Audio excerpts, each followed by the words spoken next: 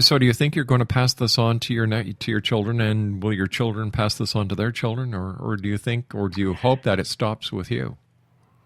Well, Rob, if it's going to stop, I hope it stops. But the thing I feel is that everybody feels it. Mm-hmm. But most people can throw it off until it reaches a point when your body says, okay, that's enough, now I'm going to react. And what I have found to be true for me is that every time there's a good-sized quake that a lot of people feel, feel it in the physical sense, there's a whole new group of people that become sensitive to that event. Mm. And that's why I say that I think it's a point of their body saying, okay, that's enough. Now I'm going to start reacting. Because each new major event triggers another whole group of people. Tell me, do animals also react to the same feelings that you get? Oh, yes, absolutely. I have 2 cats now. I've had more, but I'm down to 2. Mm-hmm. And they're very earthquake sensitive. They every time St. Helens acts up, they start throwing up, and they get real antsy. They go and hide. I have my the birds react around the area. The earthworms come out of the ground before big earthquakes here. Not here locally, but the earthworms come out of the ground here for quakes in Japan or wherever. And the ants invade my house on a regular basis for earthquakes over a 6 around the world. Son of a gun. That is so strange. And when you were tested by the medical community and the scientific community, what did they come up with? Mm-hmm. What was their explanation? Well, originally I was tested at the Oregon State School for the Deaf, mm-hmm. and they felt that I had subjective tinnitus because of the sounds I hear. But then, because they put me in an attenuation booth, which is supposed to be a soundproof booth, but it was so noisy for me I could hardly stand it. So when the United States Environmental Protection Agency came out to my home to test me from Las Vegas, Nevada, about 4 days before St. Helens erupted, they went into that booth and they ran tests on it and found out the sound was 100 times stronger at the frequencies I hear in that booth than outside of the booth. My gosh. So I was hearing what I was hearing, but you can't record it acoustically. It has to be recorded electronically. And obviously the School for the Deaf wasn't aware of that. So how do you get any peace? Do you take any medications? Do you do any meditation, or do you just live in a total... I try to do meditation when I can. I don't sleep much, about 3 hours a night. Mm-hmm. The medications I take occasionally, everything I take is PRN. I have mitral valve prolapse, which, by the way, lots of sensitives have. And when St. Helens and some of the other volcanoes went active, I had major migraines, and so they put me on a beta blocker for that. And that beta blocker actually is for both mitral valve and for migraines. But the interesting thing is everything I take, whether it be the beta blocker or the pill for my stomach pain or whatever, right, all of it's PRN. I just take it as needed. I don't take any blood pressure medicine at all. I don't take any heart medications at all. I don't take anything if I can help it. I do take across-the-counter things. I take, whenever the solar activity picks up, I take lecithin, 1,200 milligram lecithin, and 2 antacids like Tums or Gas-X, one of those. And usually you catch it within 10 minutes, you can stop the attack of the pain. Tell me, how do you feel when you... and I'm asking you how you feel emotionally. I'm not asking you how you feel physically. But when you start feeling emotionally, wait a sec. Hold on. Wait a sec. Drained. Wait a sec. Wait till I ask the question. Okay. Okay. How do you feel emotionally when you get these physical feelings and you know that there's going to be a major catastrophe? Drained. I feel drained. I feel very sad because there's nothing I can do about it. There's a symptom that I've only identified in the last few years. Actually, I guess I always knew, but I hadn't really put it into conscious thought. But before any disaster, whether it's quake, landslide, volcanic, whatever that happens, I get very weepy. I guess is the only way I can put it. Cry for no reason, that kind of thing. And that only happens if over a dozen people are going to die. Oh my gosh. And so I can tell real easily if it's going to be a major disaster or not. And when I pick that up and start reacting to it, then it really affects me more emotionally. And I pace the floor, and I get, very uptight. And sometimes I wonder what I'm doing it for. I really do. I say, I wish it would just go away. And, but obviously it doesn't. But I finally put together the sadness and what it meant, and how I put it together was actually very interesting to me. If you would like to hear it, I'll share it with you, because other people are feeling this as well. Sure, please go ahead. When I was taking these classes at college, one of the things they taught us about was our aura. And they said, or this particular teacher told us, that in order to be hurt or damaged or die, the aura has to fracture. And if the body is made of electromagnetic energy, as we think it is inside, everybody's got about the same frequency. If a lot of people are going to die at the same time, they have those fractured auras, that electromagnetic field energy is escaping. And I pick it up the same way I pick up an earthquake. Except the people are involved, and so it becomes a physical thing in the form of emotional versus just physical in the sense of pain. And so whether it be an airplane crash or that ferry incident, anything like that, if there's if over 12 people, 12 seems to be the key word number, over 12 people are passing, then I feel it ahead of time. I feel it in the form of sadness.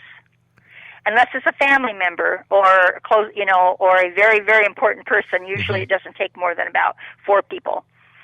But family members and things of that nature, it's a little different. But just for individuals, in the sense of earthquakes and disasters, 12 people. All right, stand by. You and I have to take at least a dozen people reacting to this now in my group. Charlotte, we've got to take our news break. Please stand by. Exo Nation, Charlotte King is our guest. And we'll be back on the other side of this news break. Her website is www.visor.net/Sharking/. My name's Rob McConnell. This is the X Zone. We'll be back on the other side of this news break. Don't go away.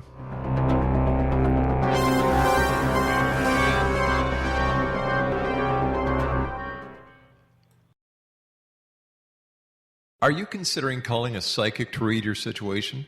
Then consider David Champion, a psychic medium for more than 20 years with thousands of readings under his belt. David Champion will make you feel comfortable. He has proven to be honest and accurate. He's a straight shooter. There's no guesswork. What he sees is what you get. While he is a medium, most of the calls focus on relationships, not only love, but work, school, neighbors, and more. Need help with finding a job and preparing for the interview? Are you dealing with people who are obstacles in your path? For more information, go to davidchampion.com, $1.50 per minute paid by credit card with a minimum of 30 minutes. For your reading with David Champion, call 1-877-702-8598. That's 1-877-702-8598.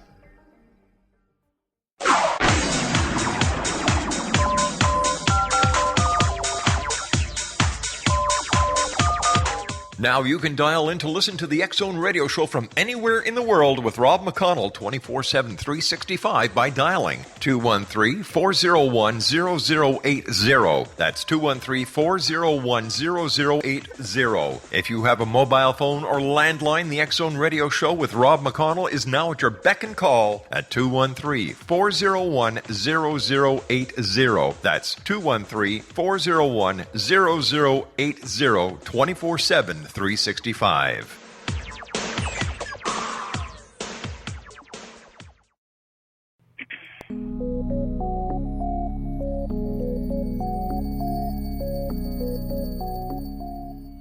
Hi, this is Elizabeth Joyce with Stargazing for the X Zone for the week of April 28th.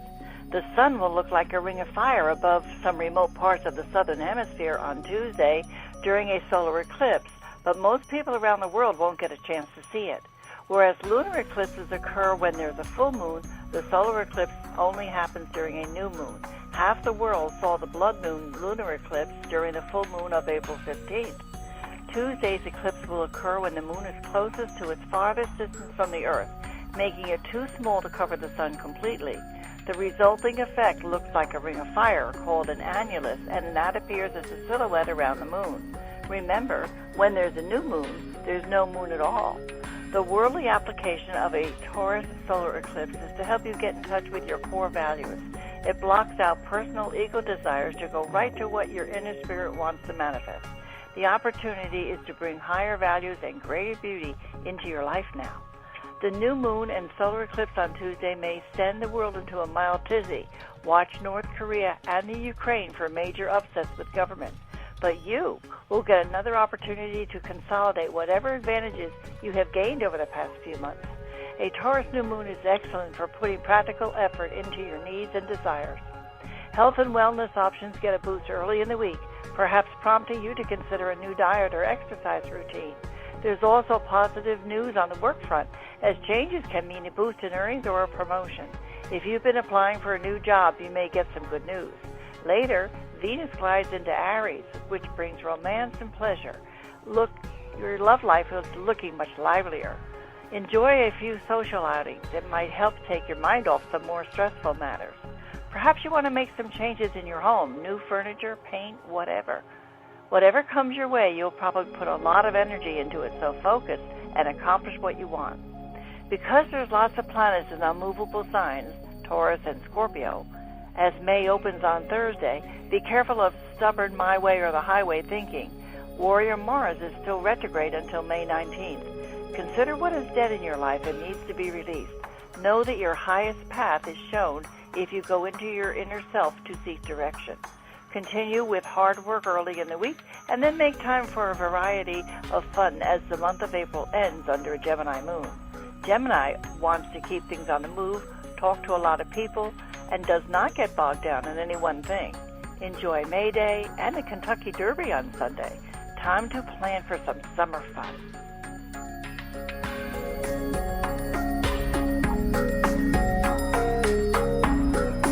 And for more information on Elizabeth Joyce, visit her website, www.new-visions.com. That's www.new-visions.com. Exonation, my guest this hour is Charlotte King. Her website is www.visor.net/Char-King.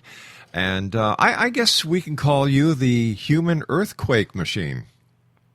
Or the human earthquake prediction machine, yeah. So, what if when they had the earthquake down in Chile and when they had the tsunami, do you get the same feelings, or does every different natural event have a different feeling that is associated with it? I have learned that for the most part, each geographical location has its own biological symptom, and Chile, for whatever reason, has its own symptom, but it also has its own precursors that go with it that are not necessarily a physical symptom, but they're reactions. I'll call them reactionary symptoms. And that made it really easy to identify Chile before that 8.8 quake happened. My goodness. So whether it's an earthquake or whether it's the passing of a group of people, you are able to get these feelings. Now, do you get the feelings for any other natural event or non-natural event? You mean like 9/11 or something like that? Let's talk about severe weather. Severe weather storms. Okay, severe weather? Yeah. Okay, storms, I'll pick up really bad headaches because the pressure changes. And when that low pressure comes in, it causes a lot of physical headaches. And it causes me to be antsy. But other than that, no. That's about the only one. Other than solar flares, that's the only two that affect me. How do solar flares affect you? Well, it's a term I coined solar flu. But what it does is it hits the sternum and goes straight into the back. And it feels like you got a band wrapped around you, which I don't want people to take as and say, "Oh, I've got solar flu," and you may be having a heart attack. That's not a good thing. Yeah. So you have to be really aware of what your body is doing. But for the most part, it feels like a band wrapped around your chest, and you have trouble breathing, and the pain is really bad going through from your sternum to your back. And if you take the 2 lecithin and 2 Tums, or Gas X, it goes away within about 10 minutes. And what happens is